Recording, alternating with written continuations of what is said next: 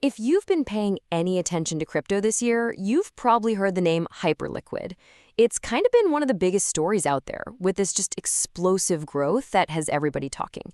It's gone from this, niche project to a real top-tier player in just a few months. And that's left a lot of investors wondering, is there still any room left for this thing to grow?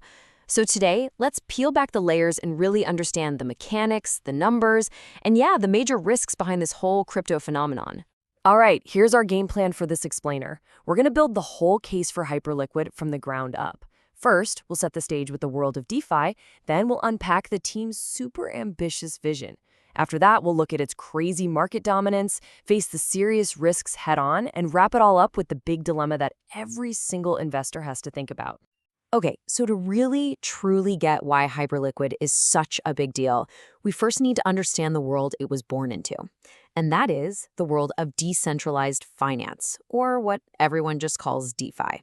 At its heart, DeFi is all about rebuilding our financial system, but on the blockchain. The main idea here is to get rid of the traditional middlemen. The banks, the brokers. This lets anyone trade, lend, and borrow directly with each other, peer-to-peer, in a much more open and transparent way. Honestly, this whole concept is the foundation for everything we're going to talk about today. Now, a huge part of this world is something called leverage trading, and specifically using a tool called perpetual futures. Put simply, you're basically using borrowed money to make a bigger bet on where an asset's price is going. Now, this can amplify your gains like crazy, but it can also magnify your losses just as fast. These things are super popular in crypto because they're so capital efficient for traders, and this is the exact market Hyperliquid decided to go after first. For the longest time, let's be honest, the user experience in DeFi has been, a pain.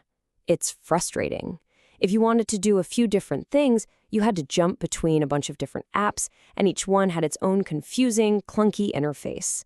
This friction, this hassle, has been a huge roadblock for more people getting into DeFi, and that is precisely the problem Hyperliquid wanted to fix.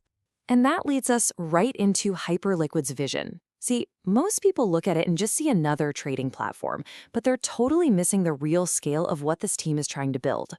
So if you ask someone on the street, hey, what's Hyperliquid? They'll probably tell you it's a decentralized exchange for leverage trading. And look, they're not wrong, but saying that is like saying Amazon is just a website that sells books. It's only a tiny, tiny piece of the real picture. And this right here, this is their real goal. They aren't just building a product, they are building an entire ecosystem. The ambition is to become a Binance on-chain, a single, complete financial hub for everything crypto, all running on its very own custom blockchain. Their whole strategy played out in 4 really clear steps. First, they launched a top-tier perpetuals exchange. That was the hook to get all the serious traders in the door.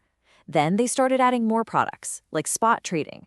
Then they did something crazy. They built their own high-speed blockchain from the ground up.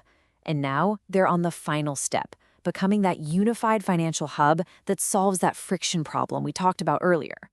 So that's the vision. That's the big idea. But is it actually working? Well, let's take a look at the data, because the numbers Hyperliquid is putting on the board are, to be frank, absolutely astonishing.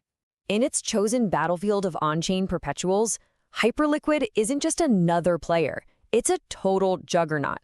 It has captured a mind-boggling 80 to 90% of the entire market.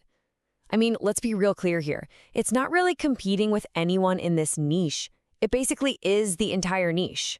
This kind of market dominance translates directly into massive revenue. And what's just stunning here is that on several different days, Hyperliquid, a single app, has generated more in fees than entire powerhouse blockchains like Ethereum or Solana. That just shows you the insane amount of activity that's happening on this platform. And what does all that activity look like in actual dollars? Well, the platform is now consistently handling over $20 billion in trading volume every single month. Just let that sink in for a second. These are the kinds of numbers that rival huge centralized exchanges, not something you'd ever expect from a decentralized protocol. The scale of capital flowing through here is just immense. Okay, this all sounds pretty incredible, right? Maybe a little too good to be true?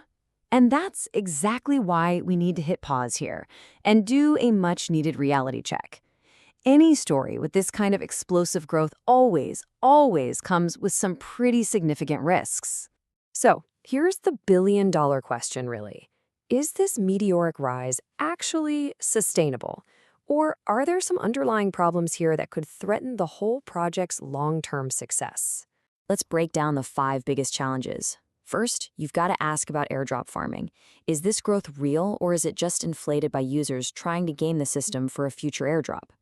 Next, there's a major centralization risk. The entire network is secured by a tiny handful of validators. We're talking as few as 4. That leads to the third problem, its competitive moat. A great user experience is awesome, but it can be copied. Fourth, if you're an investor, the valuation is already huge, which makes another massive 10x return a lot harder. And finally, you can't ignore the systemic risks. Platforms like this are always going to be huge targets for both hackers and regulators.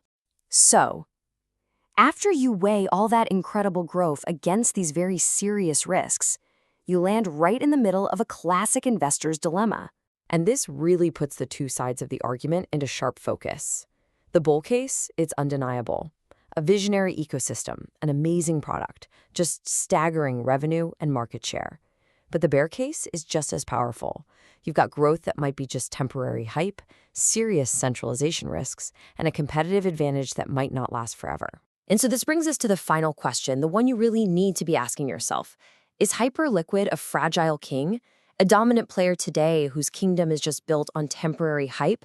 Or is it something much more fundamental, a project that is genuinely laying the tracks for the future of on-chain finance?